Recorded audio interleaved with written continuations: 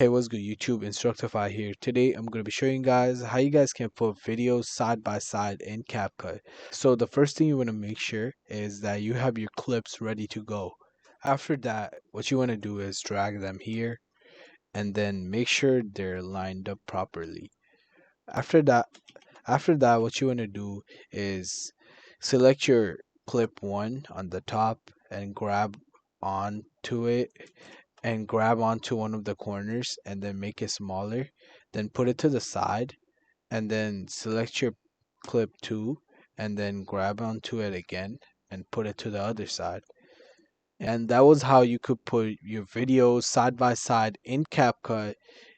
So, and that was how you guys could put your videos side by side in CapCut. So, if this video helps you guys out, make sure you guys like, subscribe, and leave a comment down below if you guys need any more help.